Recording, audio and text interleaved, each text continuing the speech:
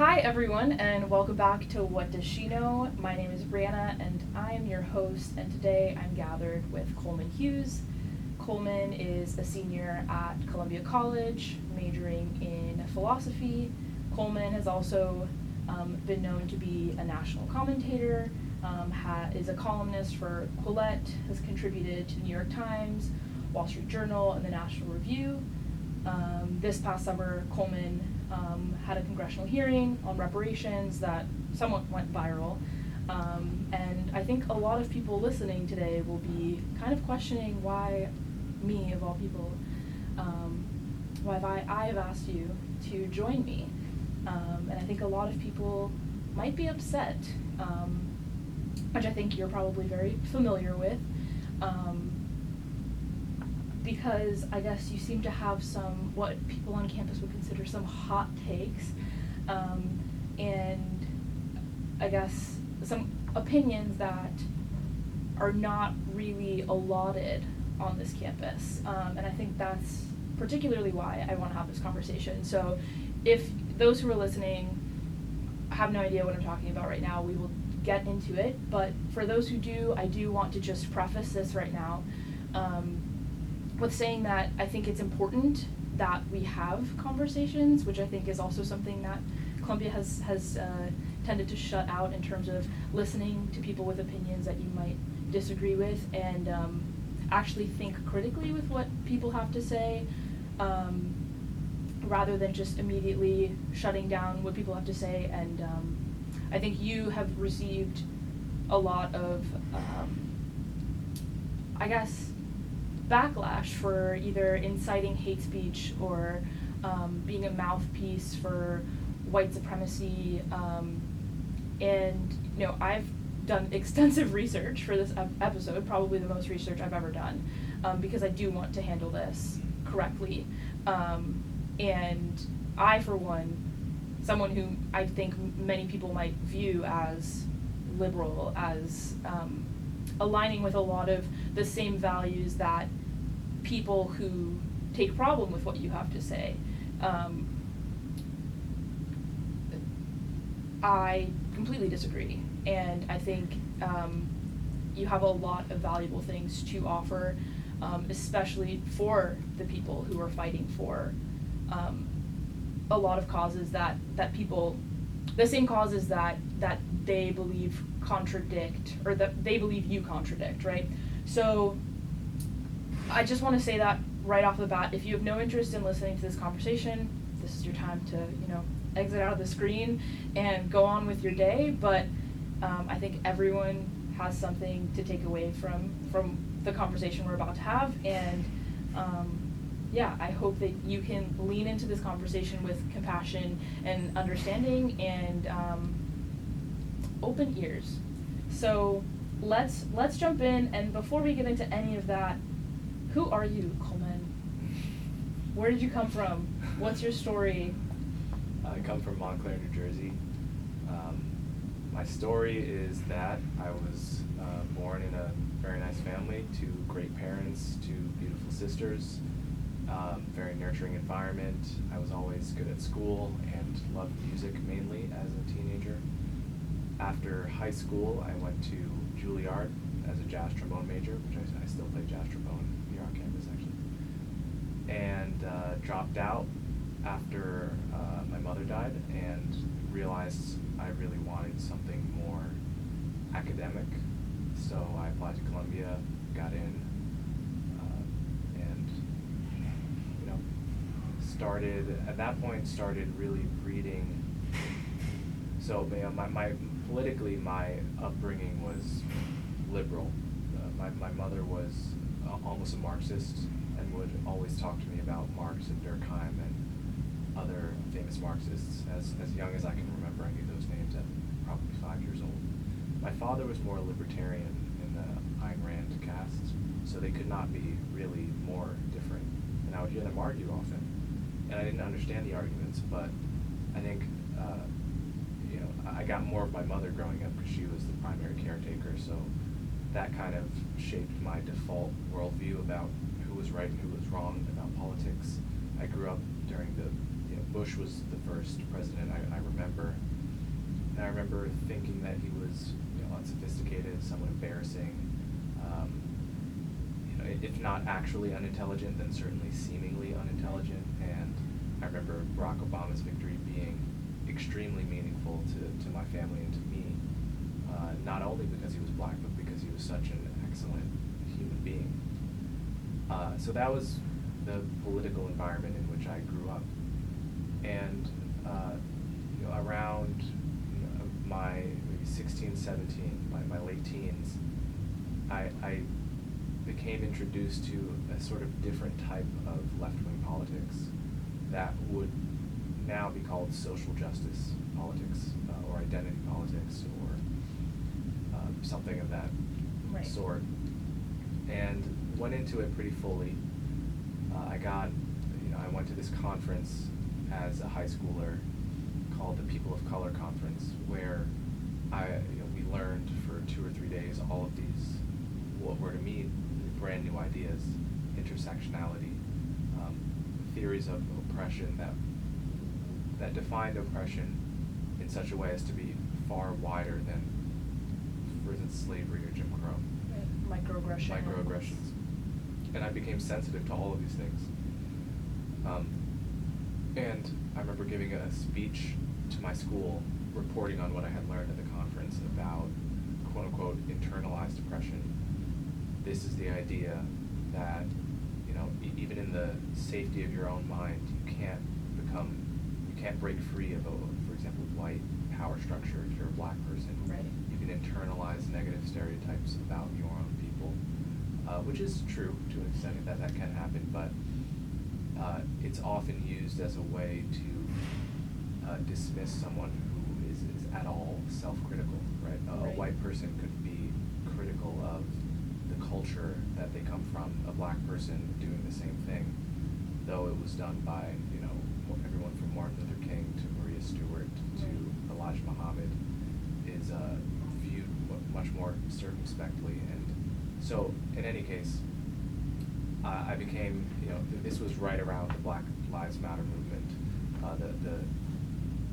the birth of that movement, or really the flowering of it, I should say, in 2014, when Michael Brown was killed in Ferguson. And I remember that at that time instinctively siding with Black Lives Matter, back when, you'll remember this debate was happening in hashtags on social media. Yes. It was Black Lives Matter versus All Lives Matter. Blue Lives Matter. And Blue Lives Matter was in there as well, yeah. And I remember instinctively believing that, why would anyone say that there was an instance of racism where there wasn't? That was my default Right. point of view. I had experienced some instances of racism myself. I was unacquainted with the urge to become a victim for victimhood's sake, and so instinctively I just clearly this is a racist killing. You would not have killed Michael Brown if you were white. So that's what I thought, and then I remember enrolling at Juilliard and talking about Michael Brown in class, and then talking about it with my roommate, who was my best friend at the time, and he was skeptical. And the fact that he was skeptical struck me as so odd, because I knew him to be a good person. I knew him to not be racist because he was my best friend. Right. And the fact that he was from he was from Arizona, right? So a different political climate where he, for reference, I think I knew one Republican from age 0 to 18, my 5th grade teacher, Mr. Elder, who only really got away with being a Republican because he was such a good history teacher that all of the parents wanted their kids in his class. Right. So their distaste for Republicans was outbalanced by their urge to get their kids ahead. Right.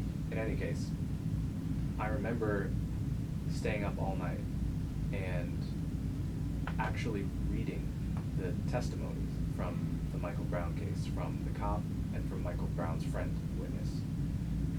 and deciding I'm actually going to think for myself on this issue rather than just accept what I know I'm supposed to think Right. on social media. And I remember coming away with it thinking, well, I really don't know what happened here, because if the cop is telling the truth, then the killing was justified. If the friend is telling the truth, then this was a murder. Right. But I don't know which one is telling the truth. Indeed, how could I know? Right. And the people claiming to know are deceiving themselves. So I came out agnostic on the question. Right. And obviously later, Eric Holder investigated that, and as a very proudly black man and the nation's top lawyer, found that the killing was justified, but also found that the Ferguson Police Department was systemically racist. In other words, found two things at once. Right. That there was a racism problem with the police, but not in this particular instance. In any case, that was an important moment for me in rethinking the style of politics where you reflexively, you get rid of your skeptical mind when you hear an accusation of racism. Right. So came to Columbia and sort of began reading more books by John McWhorter, for instance, our linguistics professor here, who also writes about race, and just one book at a time kind of opened my mind to a more humanist approach to looking at things. I began worrying that we're losing the ethic of treating someone by the content of their character rather than the color of their skin. Right. That we've replaced racism with an overzealous anti-racism that reduces white people to the concept of privilege, Right. reduces black people to the concept of victimhood, and doesn't look at the particulars of particular cases. Right. Very long answer to a simple question. Right. No, yeah, and I want to touch on first all of that, in that I think to sort of give a little bit of where I'm coming from too, right? Because I think, for one, for the sake of making this a conversation and not just an interview, I think I should share. And also, I think for people who might be confused listening to this, just for context of my, I think in some ways my trajectory kind of parallels in that I mean, for one, differs in that I grew up in West Palm Beach, South Florida, an hour, 60 miles from Miami, 60 miles north from Miami, and it was my immediate elementary school was probably 10% white, and I was mostly surrounded by other Latinx kids and black kids, and so I think in some ways I didn't have this, for one, politics, right? I think I also don't think I acknowledged if there were Republicans. Same thing, I don't think, Palm Beach County is overwhelmingly a blue county. But because I grew up in such a, mixed, diverse environment, that I never really came to define myself within that, because it was everyone was from somewhere else, right? My neighbors were from Jamaica, and then my neighbors were from they were third, fourth generation Italian, and then the other neighbors were from the Dominican Republic, and it was just kind of we weren't even, at elementary school you're not really aware of those labels, but I think I remained in that sort of not defining myself, not defining the world around me in terms of any type of color line, until I transferred to boarding school, my junior year of high school, the arts boarding school that we were previously talking about, and there it's assembly during orientation. We have this presentation on microaggressions. We have a pride flag hanging on the central hill of campus. We were the first boarding school to have gender-neutral housing.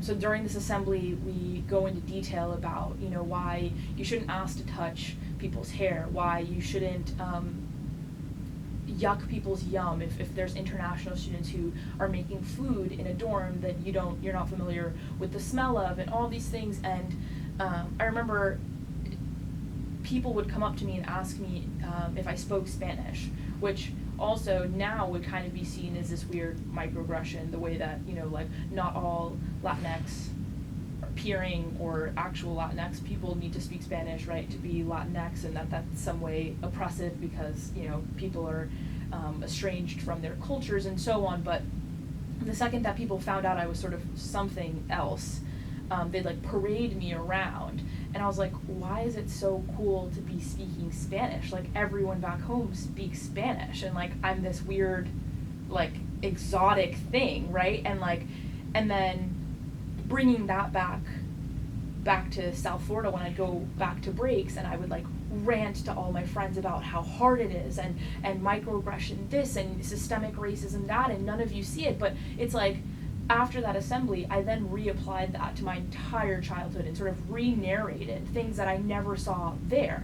And I can't necessarily say that all those things were, or to this day are, there, right? It's more like, I remember being like, oh wow, okay, so this makes me a person of color.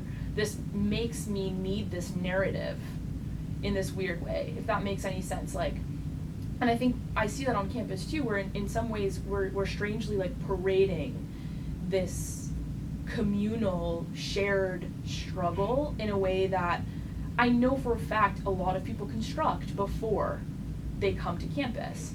And I think it may be because we are in a predominantly white institution, right? Like, that may play something into sort of constructing this narrative that may or may not be entirely factual, but it's sort of a self-preserving mechanism, which I understand because I myself have done it, and I will entirely admit to that there's ways that I've started thinking about my childhood and growing up and things like that, the way that like memory, the way you retell a memory, right, then becomes the memory itself. There has to be some weird like psychological term for that at this point I have memory of the way I've told the memory and have no idea if it's entirely factual or not. And so I don't know, I say all that to say that, I went along with all of these ideologies basically up until I probably met my boyfriend Miles, who is a black man from South Side of Chicago, and started introducing me to all these people, right? Sam Harris and, everyone else that's in the, intellectual dark web. And we fought about it for probably the majority of the beginning of our relationship. And I felt so attacked. Like, I will admit it, like, I felt so attacked. I couldn't understand how someone who, like, I loved could be feeling and thinking and saying those things, and it felt so wrong. And then while I was in that, so that was probably first semester of sophomore year, then second semester of this past sophomore year, I was in this political theory class called Justice. And so, we read, the rational being theorem, is that what it's called? It's like a sort of philosophical theorem that every person is a rational being going into the world, right, and trying to make rational decisions with their best interest in mind, right? And it's just sort of a framework to think about other philosophical, political issues. And then we go through abortion, death penalty, I don't even know what, and I just remember reading the texts that were defending, like, we read Marquise and, what's the other guy in the abortion debate? Like, the two big players, it's Marquise and... Judith, not Judith. Yes, you're right, it is Judith. Harris. What's her name? It is Judith, there's her first name. Thompson. Yes, yeah. Yes.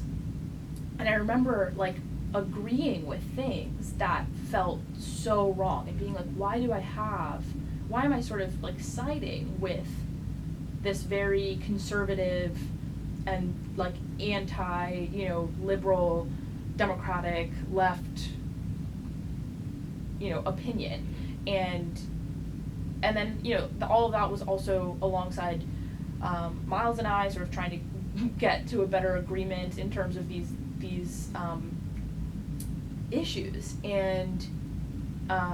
and then he also introduced me to your work, so he's really the reason why you're here in some ways. But I think now I'm in this place where there's some things that I'm trying to make these two ideas fit together. And I think it's interesting too that you said, you know, you were growing up with that your parents sort of arguing, right, and having these two sides echoed in your household. And that, to me, I'm hearing, you know, why you had this interest, right, to make sort of two worlds meet in some way. And that when you were talking about how Eric Holder found two things at once, right, that seemingly may contradict, that was what you kind of were seeking. So I think, yeah, in some ways I'm kind of there. I think I'm a little bit hesitant to sort of jump on board with everything, and I guess that's what I kind of want to like hash out in this conversation, if that makes any sense. And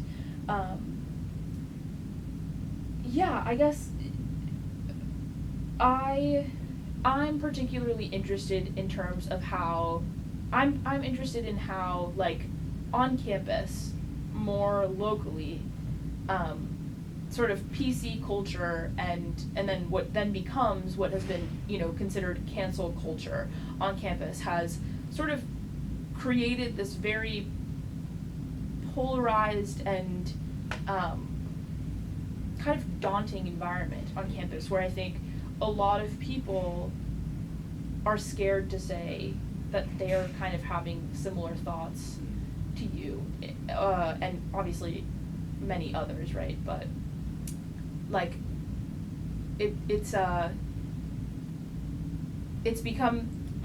seems like it's become this thing where, especially what I feel like I've had conversations with people in private, and I'm like throwing out these ideas that I'm like, oh my god, people are gonna think I'm so crazy. Like, they're gonna think like the same way that I responded to Miles when he first introduced me to these thoughts that he was having, that people are gonna cancel me and are gonna think I'm some racist, that I'm, you know, bigoted, whatever. And then as soon as I open up that space, everyone I've had this conversation with has been like, I feel the same exact way. Yeah.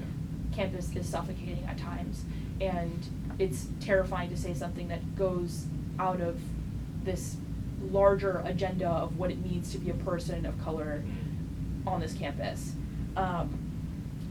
So I guess with that, I want to hear about your experience with being the person to speak out on campus. I know you have contributed to The Spectator, our daily newspaper, but more than that, you know, you had last semester, you had a like a moderated talk, right, planned with Alex McNabb, who was assaulted in Milstein Library, so on. So I guess I want to hear what it's been like for you to sort of be this targeted, I guess, voice that has been one of the few to go against the grain. Well, first, I want to acknowledge that there are campuses where the political tide swings in the opposite direction.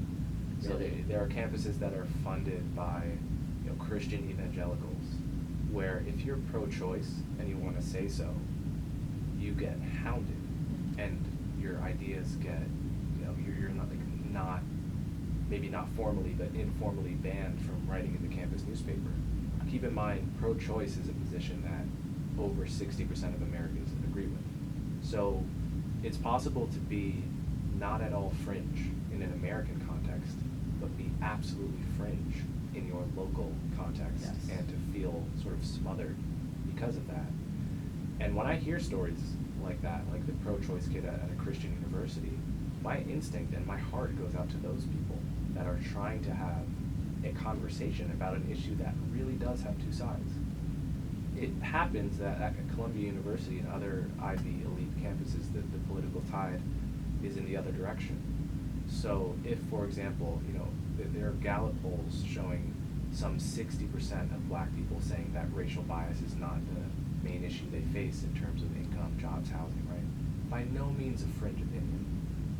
If I were to write that in spec, it would be seen as fringe. So we have to understand that everyone to some degree lives in a bubble, and part of what it means to be a thinking person is to understand the way in which your bubble is not representative of the nation at large or the world at large. So, like many of the things I'm saying are not actually fringe, they're fringe here. Right. That said, what has my experience been like as someone, quote unquote, going against the grain, Right. against the local grain, certainly? Not as bad as you would think. I think, I made this analogy to you before, but in Pirates of the Caribbean, there's a scene where the pirates are sailing past corpses that are hung by the British pirates who were caught, and these corpses are sort of publicly hanged, rather. And they all take their hats off and sort of observe solemnly that their brothers have been caught and killed. However, the vast majority of pirates were not hanged, were not caught, right? The analogy here is when someone gets quote unquote canceled for having a belief on campus, the point of that cancellation is to inspire fear in all of the other people who think similarly. But the fear is actually unjustified. The point of being so public, the point of call-out culture, is to give the rest of people who agree with the person being called out an irrational fear of what will happen to them if they speak. And so what happens is you get this massive distance between what people actually believe when polled privately, right, and what people say they believe publicly. So, for example, with the Alex McNabb affair last semester, I remember I followed the story from the very beginning, and from the very beginning, Alex had claimed, and I've met Alex a few times, and I like him as a person, but I had a very different picture of what happened to him than he did, and how our response should be vis-a-vis the public safety officers. In any case, he claimed that he had never seen a white person get carded going through the gates at Barnard, right, and that he had been. So I just immediately sort of gut checked this with my own experience, and then asked 4 or 5 white Barnard girls who invariably told me they get carded every time. So, and came up to me privately and said, Coleman, I agree with what you wrote on Facebook about the Alex McNabb incident. And none of these were conservatives. They were just Barnard right, and Columbia women, who many of whom were saying, I've had a guy stalk me once, and I knew I could go through the gates because they would card everyone. Right. So I had a very different experience actually talking to people privately where reputation wasn't at stake, Right. and the public experience of being seen as someone who had a quote-unquote fringe opinion about the Alex McNabb affair. Right.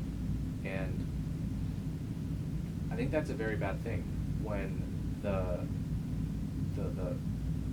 salient and important channels of communications